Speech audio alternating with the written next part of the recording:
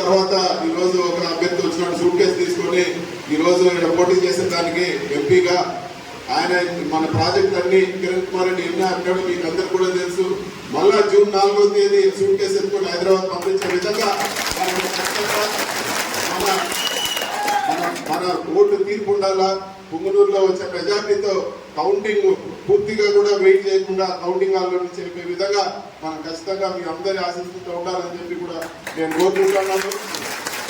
నేను కూడా ఏదో అభ్యర్థి నిలబడితే ఎట్లప్ప వస్తే మంచి చోటు రావాలని కోరుకున్నాను. నాకు ఈరోజు ఈ కిరణ్ కుమార్ రెడ్డి పైన గెలుపు మా నాన్నకు ప్రేమతో ఈ పట్టుదలతో మీ అందరి సహకారంతో ఖచ్చితంగా ఇది నేను గెలిచేదానికన్నా ఒక పట్టుదలతో ఒక పౌరుషంతో ఈ గెలుపుంటుందని చెప్పి కూడా మీకు అందరు కూడా నేను తెలియజేస్తాను. అందరూ కూడా కార్యక్రమాన్ని చేసిన అందరూ కూడా పేరు పేరున కృతజ్ఞతలు, అందరికీ కూడా ధన్యవాదాలు.